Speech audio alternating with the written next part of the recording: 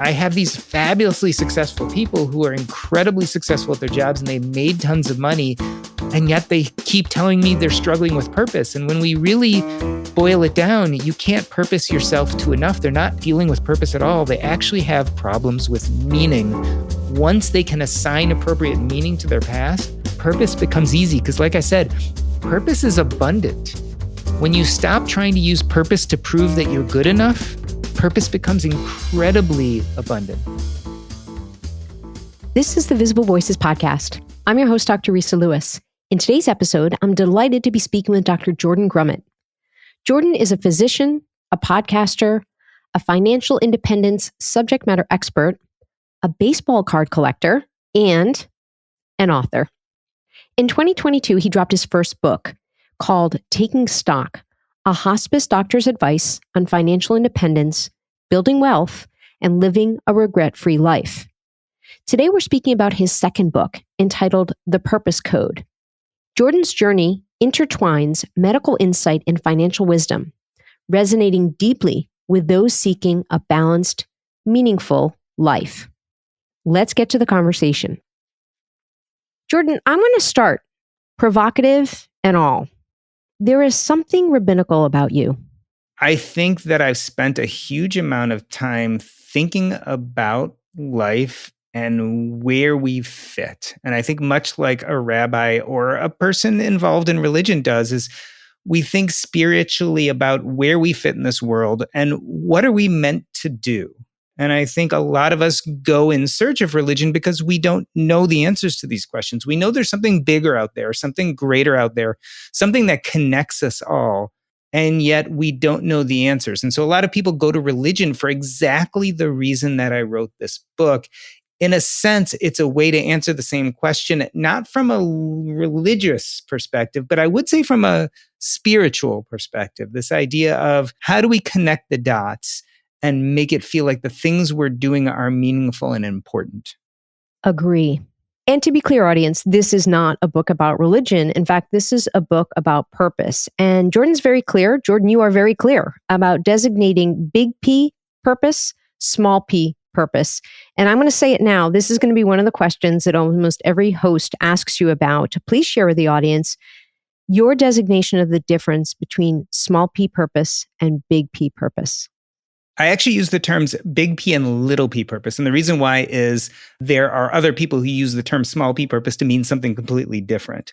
So when I talk about big P purpose, really the conundrum is that we know through studies that purpose is associated with happiness, longevity, and health. On the other hand, we know about 91% of people at some point have what we call purpose anxiety. This idea of finding their purpose actually scares the heck out of them and makes them depressed and anxious.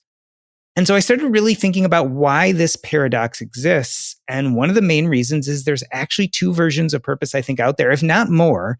And one of them is nurturing and leads probably to health and longevity. And one of them probably causes anxiety. So let's talk about the one that causes anxiety, what I would call big P purpose. This is also I call big audacious purpose. This idea that there is something goal-oriented that's large, that's hard to achieve, that is our purpose in life, and we won't be happy unless we do this thing. And the problem with this is it's very scarcity mindset oriented. Let's say it's being a Major League Baseball batting king, or let's say it's curing cancer. These are all really big goals, and it's very scarcity mindset oriented because only a very, very small number of people will achieve this. The rest won't. So you have to be the right person at the right time with the right genetics, with a bunch of luck, to really achieve big P purpose. So if your sense of happiness or enough stems from big P purpose, most likely you're going to be disappointed. On the other hand, I really believe in little p purpose. So instead of being goal-oriented, it's process-oriented. So what are the things we really enjoy doing that fill us up? As opposed to be scarcity mindset-oriented, these are abundance-oriented because there are a million things we could do. And it's really hard to fail these things. So big P purpose, it's really easy to fail. In fact, most people do. With little P purpose, you can't fail. You just go do the thing. And if it no longer fills you up, you do something else. And so that's the major difference. Big P purpose is something that's a once in a lifetime. It's difficult and many people never get there. And little P purpose is abundant. It's every day. It's not failable. And I believe that's a better formula for living a happy life. I really like how you frame small p purpose, growth mindset, big P purpose, scarcity mindset. It's just a really good way to imagine, to think, and also to create a little bit of freedom for oneself. I had said this about taking stock. I felt that you were writing a book to yourself. And actually, you were starting with creating meaning. And I really love the way you talk about meaning being looking at the past and getting a sense of the past, but purpose is the present and the future. And so taking stock perhaps was a story to yourself about meaning, your life. The purpose code, I did feel also you were sharing with the reader, this is what I figured out for me. This is how I figured out my purpose. This has worked for me. And I think, I hope, I believe this will work for you. Give it a try. So, what I found is when people read my book, Taking Stock, they definitely agreed with the ideas, but they kept on coming back to me and saying, but how do I find my purpose? You keep on telling me purpose, identity, and connections. This is what's important. And I agree with you. On the other hand, when I've gone out into the world and I've tried to find purpose, I've been disappointed.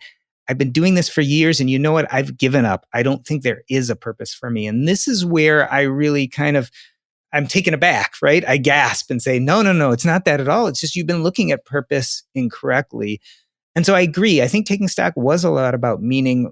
The purpose code is much more about how we take action in our present and our future. And so without that sense of meaning, it is hard to take action in your present and future.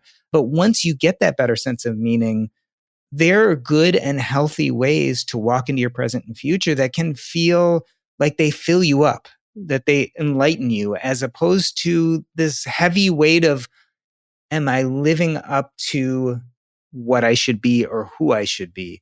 Instead, I think we really need this positive feeling about how we live our best lives and not worry about expectations. And that's a lot about what this book is about. And I agree that action oriented books are more empowering to the reader, to the person who otherwise is like, all right, I agree. Tell me how. Tell me some action items. And you certainly framed the book as, let me explain to you what I'm talking about, and now let me tell you the how. In fact, you talk about the climb, and I'm wondering why you selected the climb versus the row versus the throw versus the kick. Like, why the climb? So, I like this idea of you're moving up, you're moving in a positive direction, you're having incremental gain. And a lot of us have that metaphor of climbing a mountain. I mean, a lot of us think of life as climbing to the mountain and getting to the peak. And so we have that very clear goal, that peak. And that's what I like about it is, as opposed to worrying about the peak, I love this idea of really enjoying being on the mountain. And a lot of that comes from a story from the first book, Taking Stock. Ernesto, one of the patients I took care of in hospice, he died in his 40s. But one of the things that was really exciting for him was that he had always dreamed of climbing Mount Everest. And so in his 20s, he went against everyone's advice. He left his job and he trained for a year and then tried to climb Mount Everest. He never made it to the top. The weather changed. But when he was on his deathbed, all he could talk about was being on the climb. And that's kind of where that imagery for me really came from.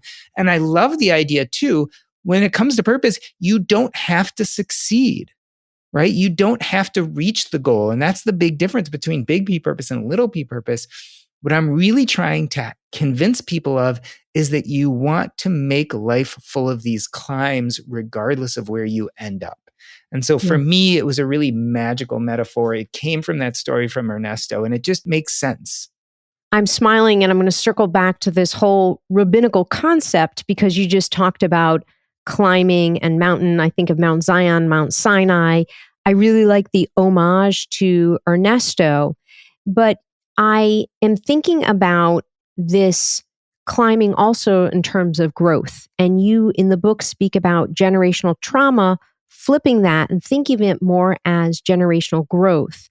And I wanted to share for people that haven't looked at book one, and then when they look at this book, book two, you don't shy away from sharing your own experiences with bullying, being, as you describe, a religious outsider, specifically Jewish in a predominantly Christian world. Those aren't solely the religions and people with whom we work and play and pray and socialize, talking about your body size, talking about having a learning disability, and the traumatic death of your father when you were young. So I think there's a connection between personal growth and generational growth. Personal growth is when we take those traumas and we change the meaning behind them. So meaning is about your past and how you cognitively think about your past. When you look at those traumas and instead of seeing yourself as a victim, you see yourself as a hero who overcame those, that allows you to look forward towards purpose in a really productive way. And so this is the move from personal growth, which is I am enough, I survived, I heroically managed that which was difficult for me, to generational growth, which is because I feel enough, because I survived, because I have the sense of meaning, I can go out in the world and create purpose around me. And when I do that, that purpose can touch other people's lives. An example from the book, when I become someone who falls in love with baseball cards and sells them in my antique store, I then can create a community that ends up housing the nerds, the geeks, the outcasts in the community, and I can help them become fuller individuals. Not because that was my goal and what I set out to do, but because I was living in my purpose, and that purpose went from personal growth to generational growth, this idea that I can then affect those around me and they can grow up and become adults and affect people around them. And that's where we really get into legacy. We move from that personal growth to generational growth, and we create a legacy that changes the world. I really am sold. I love the concept. And for listeners that haven't met you, don't know you, what would you identify in a concrete, granular way your big P purpose and your small p purpose or your small p purposes? I think I had a lot of big P purposes that didn't serve me. And so when my father died, the story I told myself, the narrative which I had to eventually rewrite, was I was somehow responsible for his death. And then the way I was going to make up for that was I was going to become a doctor and save lives and help people. So my big P purpose became not just being a doctor, but ultimately being the one who fixed everyone and saved everyone's life. And everything worked out perfectly. And you work in emergency medicine, you know that it doesn't happen that way, right? There are people we can't save. God forbid, occasionally we even don't do our best. So it is what it is. And so that was a version of big P purpose for me, which didn't serve me, which actually eventually led to burnout and unhappiness because I couldn't answer the enough question by purposing my way to it. I was never going to feel enough by being a better doctor or by saving more people. I had to actually go back and rewrite that narrative and realize that I wasn't responsible for my father's death.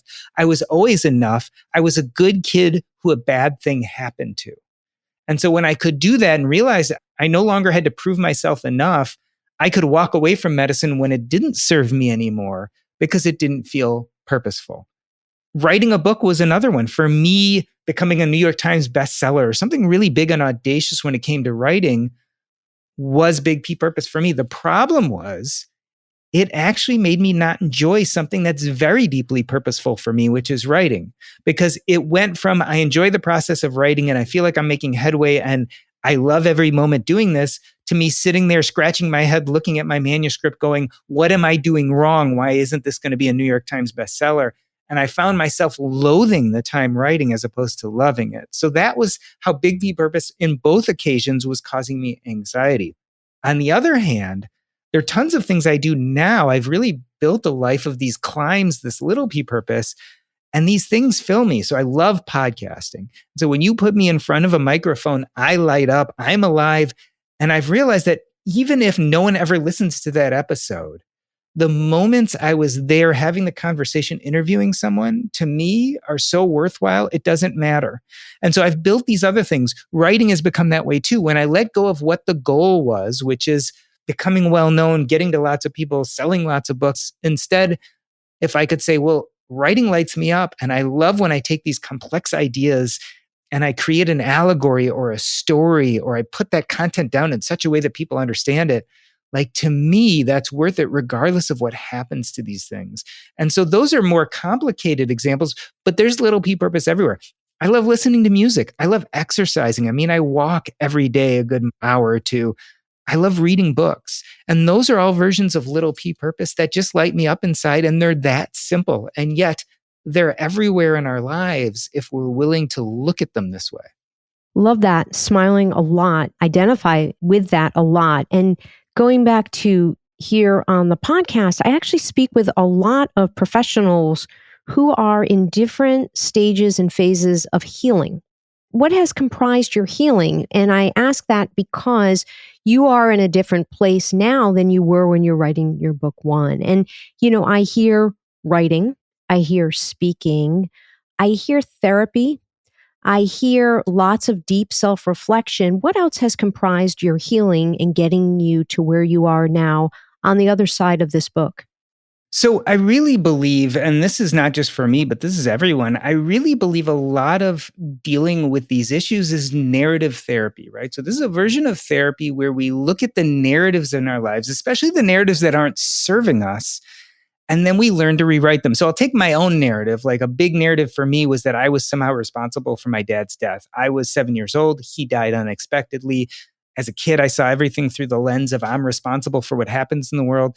And so whether I meant to or not, I carried that narrative with me. And another narrative, which is just as destructive, is after my dad died, my mom told me all these wonderful stories about my dad. In fact, he was the greatest, smartest, best doctor, best everything. And so somewhere in my head, I convinced myself, not only did I have to become a doctor like him because I failed somehow and that's why he died, but I had to be the best.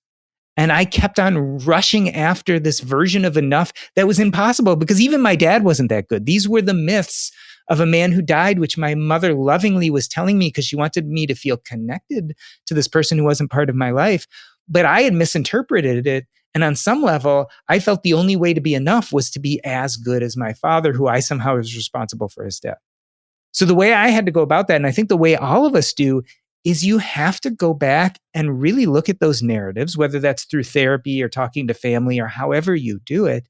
And you have to separate yourself from the narrative. My father died, but I wasn't part and parcel of that. In fact, I was a good kid in a bad situation. And so when I was able to pull myself away from that narrative and say, even though I wasn't responsible, I lovingly became a doctor and did this journey of love and connection and helping people, not necessarily for the best reason, but in a sense, I was the hero. I came out of this and dealt with this incredibly hard situation in a loving way, but that's not serving me anymore.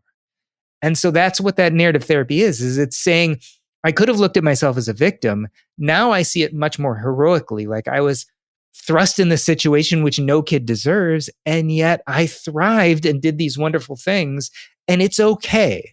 I can walk away from medicine now and say, I don't have to prove I'm enough anymore. I don't have to save another life. I don't have to make more money. I don't have to do any of these things. And so really the healing journey is a narrative therapy journey. It's a journey to enoughness.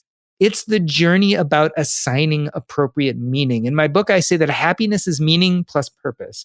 Meaning is your past, and it's coming to terms with those traumas and rewriting those narratives. And only once you do that can then you move to purpose, which is the present and future. You need to feel enough. So meaning is that journey to enoughness. It's that journey of healing. And so I think all of us need to do this. And I do a lot of purpose coaching, and I have these fabulously successful people who are incredibly successful at their jobs and they made tons of money. And yet they keep telling me they're struggling with purpose. And when we really boil it down, you can't purpose yourself to enough. They're not dealing with purpose at all. They actually have problems with meaning. Once they can assign appropriate meaning to their past, purpose becomes easy. Because like I said, purpose is abundant. When you stop trying to use purpose to prove that you're good enough, purpose becomes incredibly abundant. Yeah, very sage, very insightful, and very clear to me. I'm curious, you talked about your learning disability and your high level of achievement despite while working with. How did your learning disability manifest?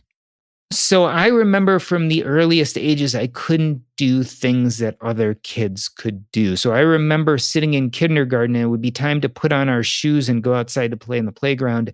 And all the kids would go ahead, put their shoes on and tie their shoelaces. And I just couldn't. I couldn't remember. I couldn't put together the location of the laces and how you cross them together and how you made a bow and all those things. And so my parents took me for neuropsychiatric testing, and they realized that indeed I had a learning disability. I would see words backwards, upside down. I'd have trouble remembering how to spatially deal with the characters.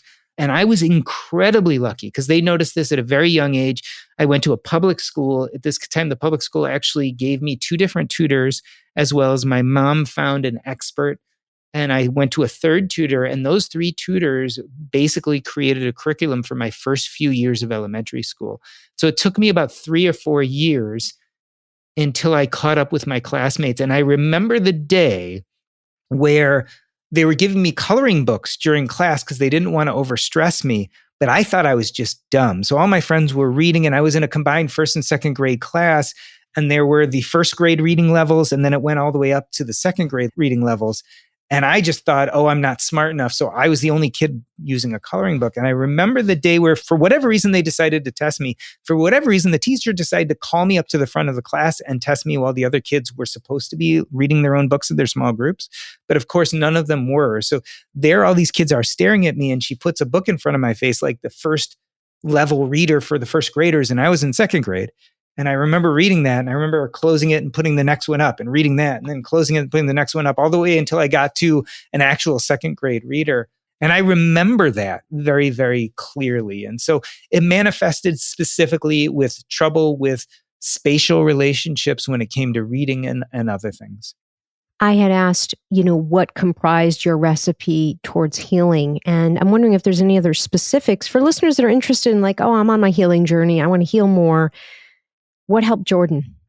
I think it was a number of things. Certainly, there was that optimism about my past, this idea that whatever I went through had a reason, a meaning, and that ultimately I would come out the other side better. I mean, I was lucky enough to have close relationships. I was surrounded by people that loved me.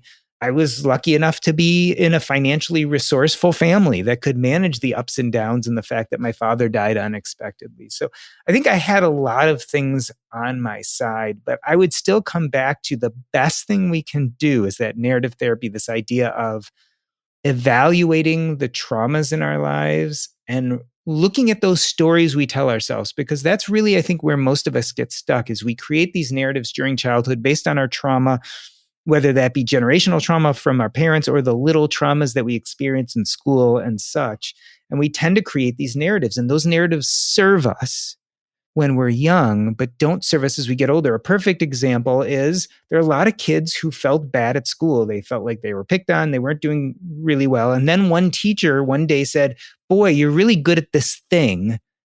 You're one of my best students. And so what do? They become great students, and they put every moment of their time into becoming students and becoming good at school. And then they become really aggressive in the workplace, and they become workaholics.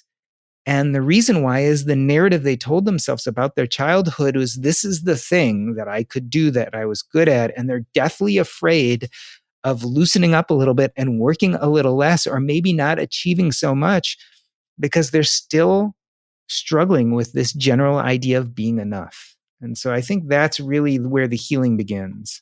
That narrative therapy, is that done with the help of a therapist? Is it done through reading, speaking with people? I mean, those are things that I know have been a part of. Is there anything else that people don't even know is available to them that may help people from your experience?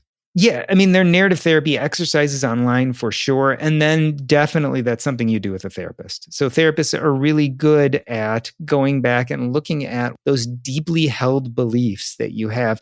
I think coaching can also do this too. If you happen to get a really attuned coach, a lot of times career coaches and even life coaches are really good at looking at those stories you tell yourself and then picking them apart and trying to help you figure out, why do you tell yourself the story?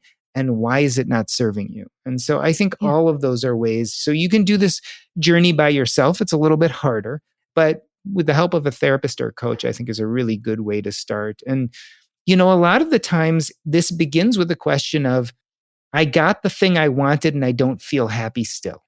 And so if you have that journey, a lot of us have that journey with money, right? So we say, if I just get to this net worth, everything will be well. I said that when I was a doctor. I'm like, if I just get to enough money where I'm financially independent, I can leave being a doctor and everything will be great. And then you get there and you're like, it doesn't feel great. And so what a lot of people do is they double down and try to get even more. So if you find yourself doing that, whether it's money, whether it's accolades, whether it's love, whatever it is, you have to look at that and say, okay, why did I think that this would make me happy and now it isn't, even though I got what I wanted? And a lot of times the answer is you're using that as a proxy to feel enough, and it's not working. Super helpful. I'm going to ask you this question, and I'm borrowing as a compliment and a hat tip this question from a very famous podcaster, author, retire early, financial independent movement subject matter expert named Dr. Jordan Grumet. And it is, how are you different having written this book? I think this book really helped me clarify the difference between past and present. And I think you alluded to that. The difference between the first book and the second is I didn't have the words to connect the two as well as I think I have them now. So I think in writing this book, it helped really make clear to me how we connect our past with our present and how that leads to happiness. And so I found myself through the journey of writing this book, doubling down on the principles in the book and finding just a great sense of freedom and happiness the further I go with this, because I think it's allowed me to really concentrate on these climbs, these important things in my life. Whenever I look at my journey, I say, how do I feel today compared to how I felt 5 years ago or 10 years ago, right? It's the presidential election question, but I do it personally, right? Not are you better off than you were 4 years ago, but I often look at myself and say, am I happier since I left medicine? Am I happier since I started writing? Am I happier since I started podcasting? And I realize that the things that made me unhappy before just aren't as present in my life. And so I think writing this book has really helped me clarify. And I talk about this a lot in both books, this idea that we have a real limited amount of time in this world, and it is set and you can't commoditize it, right? You don't have no control over it. You can't buy it. You can't sell it. You can't trade it. Time passes no matter what you do. So we really have to be very thoughtful of what we fill that time with. And my journey has been to progressively get rid of things I don't like that fill that time and fill it with things that feel deeply purposeful and important. And so I've found that this journey has helped me really clarify substituting out bad stuff and adding in good stuff. I'm interested, as we come to a close, in your influences, some of your thought influences behind both your books, specifically though, when thinking about purpose. I shared with you that I couldn't not think of Viktor Frankl in both the last book and certainly very present for me and my experience of reading Viktor Frankl's book, Man's Search for Meaning, which is considered one of the 10 most influential books in the United States. Frankl observed that among the fellow inmates in the concentration camp, those who survived were able to connect with a purpose in life to feel positive about, and who then immersed themselves in imagining that purpose in their own way. I think this is a really good example of actually why little p purpose is important. If you can imagine that you were in that concentration camp, you weren't worried about saving the world. You weren't worried about becoming a Nobel Prize winner. You weren't worried about making $1 billion. What he's talking about is, what are those things that fill me up, that I feel deeply important about, that I can do today with few resources, but that feel important. And so I think what he was really doing is he was describing little p purpose to a T. I think we really make the mistake of thinking that purpose has to solve this enough equation. And so we go for these really big versions of purpose that don't serve us. Viktor Frankl found that people in concentration camps found a sense of purpose in the small, because that was all they were afforded. They weren't afforded the big. But that ended up being life-saving for them. I think we learn from extreme situations sometimes what we need in non-extreme situations. And very much, I think in these hopefully non-extreme situations, we can benefit from that wisdom, and we can find purpose in the small, in the controllable, in the things we have agency. It's very much about agency. And that's a big message, I think, from Frankl too, is find purpose in what you have agency over. And that's pretty much what I think little p purpose is. The Resa wrap-up. Special thanks to Dr. Jordan Grumet for joining me in conversation. Conversations with Jordan are thumbs up conversations. First take-home point. Big P purpose is associated with a scarcity mindset, and ultimately, it doesn't fill us up. Number 2, small p purpose. This is the money. This is mint. This is what we seek. Small p purpose brings us joy. It's all-consuming. It's associated with growth mindset, and this is what will fill us up. And finally, legacy. Jordan writes, the first rule of legacy building is we don't talk about legacy. Legacy is a byproduct of living a purposeful life and engaging authentically in our life climbs. That's all I have for you this week, audience. See you next time. The Visible Voices podcast amplifies voices in the healthcare, equity, and current trends spaces. We are a production of the People's Media Network. Our team includes Dr. Giuliano DePortu and me, Dr. Resa E. Lewis. Please find me through my website and on social media, Resa E. Lewis, MD, or through the podcast, thevisiblevoicespodcast.com. Please give us a 5-star rating on Apple or wherever you listen to podcasts. Also, please be sure to share the show with a friend. The views and opinions expressed by the host and guests are their own and do not necessarily reflect the opinion of the institution with which they are affiliated or identified. Information herein should never be used as a substitute for clinical judgment or for medical advice.